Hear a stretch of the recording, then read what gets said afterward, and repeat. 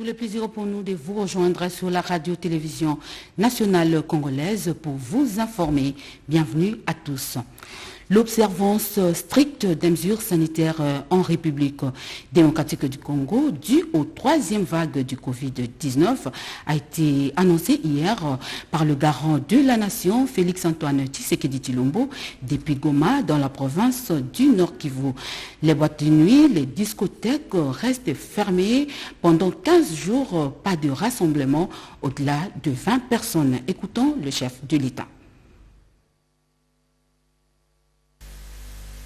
Mes chers compatriotes, malgré les sacrifices auxquels nous avons collectivement consenti dans la lutte contre la propagation du virus dans notre pays, il s'observe depuis quelques semaines une augmentation persistante du nombre de personnes infectées qui conduit nos experts à confirmer l'émergence d'une troisième vague. Cet accroissement rapide des cas de contamination qui se caractérise notamment par l'augmentation du nombre de personnes qui développent la maladie tout en étant hospitalisées, la saturation des lits d'hôpitaux dédiés aux patients Covid-19 et des décès que nous déplorons nous poussent à prendre des mesures fortes pour ralentir la progression du virus. Ces mesures sont d'autant plus nécessaires en raison de la résilience de la Covid-19 et des différentes mutations qui la rendent davantage imprévisible et dangereuse, comme l'atteste la circulation du variant Delta, mieux connu sous le nom du variant indien.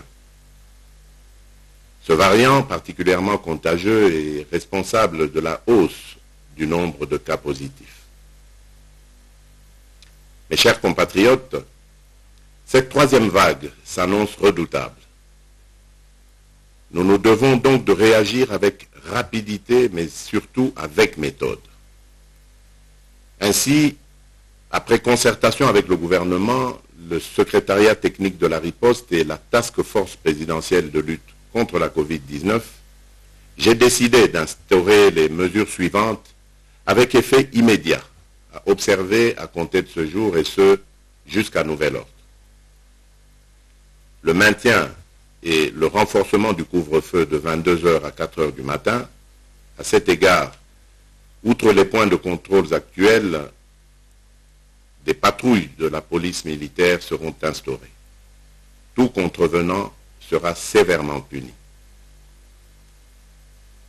Le port du masque obligatoire ainsi que le strict respect des gestes barrières, dont le lavage régulier des mains à l'eau et au savon dans tous les lieux publics et l'utilisation répétée des gels hydroalcooliques. L'interdiction de tout rassemblement de plus de 20 personnes sur les lieux publics. L'entrée dans les marchés publics est subordonnée à la prise de température, au lavage des mains ainsi qu'au port du masque. L'interdiction de l'organisation des deuils et veillées mortuaires dans les salles et les domiciles. Les dépouilles mortelles seront conduites directement de la morgue au lieu d'inhumation avec un nombre d'accompagnateurs n'excédant pas 50 personnes. Les contrôles sanitaires aux postes frontières nationaux seront renforcés. L'obligation de présenter un test PCR négatif réalisé en déant les 72 heures reste d'application et toute entrée sur le territoire national demeure subordonnée à la réalisation d'un nouveau test PCR auquel nul ne pourra déroger. La fermeture des discothèques et des boîtes de nuit pendant une durée de 15 jours. Les restaurants resteront ouverts dans les conditions de strict respect des gestes barrières. La gestion efficiente du personnel et le recours, le cas échéant, au travail à distance. La prise en charge sanitaire par le gouvernement de tous les cas positifs sur l'ensemble du territoire. En ce qui concerne les établissements scolaires et universitaires, ceux-ci demeureront ouverts à la seule condition de renforcement de l'observation des gestes barrières. Concernant les églises, celles-ci sont dorénavant astreintes à réduire le nombre de participants aux offices en fonction de la capacité d'accueil des lieux de culte et dans le respect strict des gestes barrières. Après son séjour à Goma, le chef de l'État s'est rendu à Béni. Aussitôt arrivé, Félix-Antoine Tshisekedi a présidé une réunion de sécurité au cours de laquelle il a donné des nouvelles orientations pour éradiquer l'insécurité dans les zones concernées. Regardons. Poursuivant sa mission de compassion et d'évaluation de la situation sécuritaire dans les provinces en état de siège, le président de la République, Félix-Antoine Tshisekedi Tshilombo, a réuni ce mardi à Goma les hauts responsables des services de sécurité nationaux et provinciaux. Objectif, l'évaluation à mi-parcours des opérations militaires dans les Nord Kivu et la gestion de la catastrophe naturelle du volcan de Nyiragongo. Au sujet des opérations militaires en cours, le commandant suprême des FARDC a été édifié par les rapports opérationnels lui présentés par les chefs d'état-major général et les commandements des opérations en province. Un mois après l'instauration de l'état de siège, les nouvelles des zones opérationnelles sont rassurantes. La puissance des feux des FARDC a déjà démantelé quelques sanctuaires des forces négatives et les opérations vont se poursuivre davantage.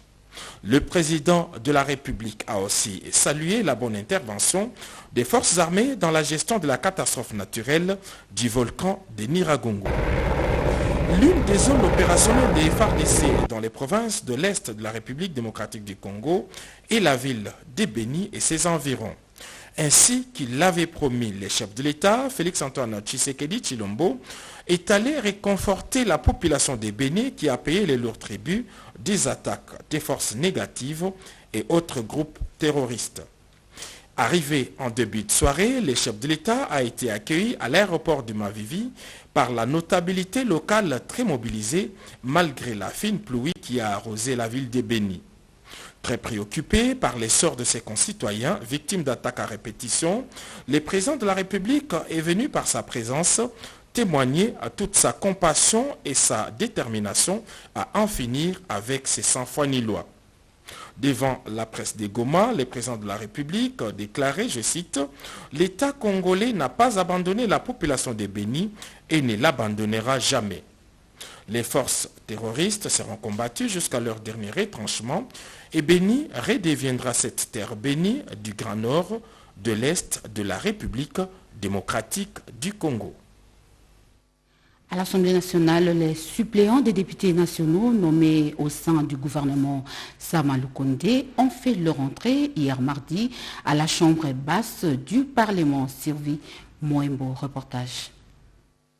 Ils sont 20 premiers suppléants des députés nationaux frappés d'incompatibilité par leur nomination au gouvernement central. L'Assemblée plénière, sous la conduite du président Christophe Mbosoko Diapwanga, les admet désormais en qualité de députés nationaux à part entière siégeant à la Chambre basse du Parlement. L'option a été levée sur approbation de la plénière de ce mardi 15 juin aux conclusions du rapport de la commission politico-administrative et juridique chargée non seulement de vérifier leur pouvoir mais aussi de le valider.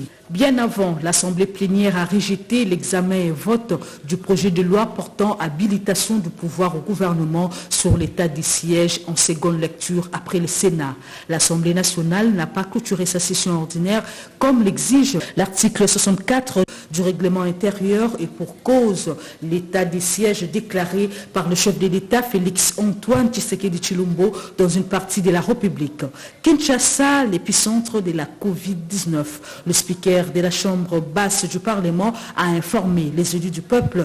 Désormais, les plénières seront dans un format réduit et les gestes barrières seront de stricte application. Balai diplomatique à la primature, le chef de l'exécutif national a échangé tour à tour avec les ambassadeurs du Royaume-Uni, de la Corée du Sud et des États-Unis d'Amérique. Les questions d'ordre politique, social et économique ont été évoquées entre le Premier ministre Sama Lukonde et ses hôtes. Pati Tondongo. L'ambassadeur des États-Unis d'Amérique en République démocratique du Congo est le premier à être reçu à la primature ce mardi 15 juin par le Premier ministre. Les questions relatives à l'état des sièges décrété dans le Nord Kivu et en Ituri, à la liberté de la presse et à l'organisation des élections en République démocratique du Congo en 2023 ont été examinées par Marc Hammer et Jean-Michel Sama Lukonde Kyenge. Tête-à-tête chef du gouvernement, ambassadeur de la Corée du Sud en République démocratique du Congo, il a été question de passer en revue l'état des relations entre Kinshasa et Séoul et d'évaluer les différents projets de développement en République démocratique du Congo. Le Premier ministre et moi-même, nous avons exprimé notre satisfaction en ce qui concerne le progrès de notre partenariat. Nous travaillons d'arrache-pied dans le contexte économique, politique, culturel et nous avons beaucoup de grands projets en cours. Et un des projets phares que nous avons réussi à réaliser, nous deux, c'est la construction du musée national de la RDC.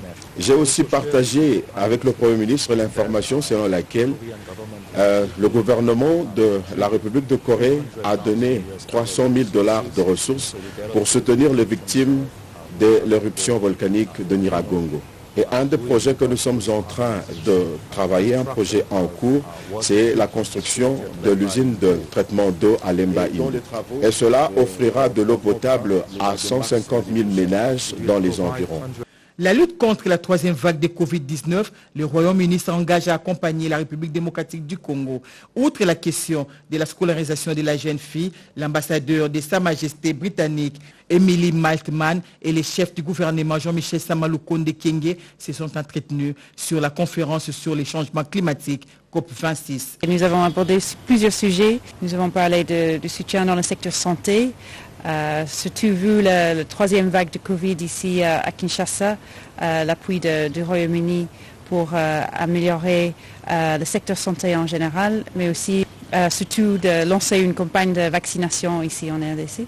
La situation avec l'état de siège et l'appui du Royaume-Uni avec la MONUSCO et d'autres partenaires pour mettre fin au conflit à l'est du pays. Les efforts du gouvernement avec l'état de siège à cibler les conflits à l'est et c'est un nouveau effort de mettre fin au conflit. Les efforts fournis par le gouvernement Sama ne visent que l'amélioration du bien-être des Congolaises et Congolais. Lors de son séjour de travail à Kikwiti, dans la province du Kwilu, la ministre auprès le président de la République, Nana Manouanina, a sensibilisé la population de cette partie de la RDC sur la vision du chef de l'État, Félix Antoine Tshisekedi, pour le développement de sa province. Jacques Kababa nous en dit plus. En tant que ministre près, le président de la République avec mission d'assister le chef de l'État pour renforcer la cohésion et l'unité nationale, professeur Nana Manouanina Kyumba a effectué dernièrement le déplacement de Kikwit dans la province de Kwilu. Une visite de travail et de sensibilisation auprès de la population de cette partie de la République démocratique du Congo à la vision du chef de l'État, le peuple d'abord. Le constat est sans équivoque, car cette visite politique était très bénéfique et riche d'enseignements. En effet, au moment où profilent à l'horizon les enjeux politiques, la population s'est posé multiples questions partout où la ministre et le chef de l'État est passé. Il fallait donc requinquer tous ces collégionnaires d'Augustin Kabouya en leur assurant que la RDC ne sera jamais déstabilisée et que tous les Congolais derrière Félix Antoine Tshisekedi Tshilombo vont défendre la patrie et sa souveraineté en toutes circonstances. Nana Manouanina se devait surtout de réorganiser son parti l'UDPS pour en priorité impulser la cohésion entre les combattants pour induire le soutien des garants de la nation en toutes circonstances. À Kikwit, professeur Manouanina s'est essentiellement apaisantie sur les diverses actions d'autoprise en charge. Elle a salué le dynamisme révolutionnaire des combattants de Mayumbu et leur loyauté à Félix Antoine Tshisekedi Tshilombo. Enfin, partout où elle est passée, l'accueil était très délirant en faveur de la ministre et après le président de la République. Comme les enfants d'un seul père et d'une seule mère, ses compatriotes promettent de soutenir les actions du chef de l'État et de défendre la paix et la souveraineté de la République démocratique du Congo. C'est par ici que nous mettons un terme à ce journal de 10 heures. Mesdames et messieurs, merci de votre attention. Tenons à cœur les observations recommandées par le premier citoyen de la République démocratique du Congo, car notre santé en dépend. Au revoir.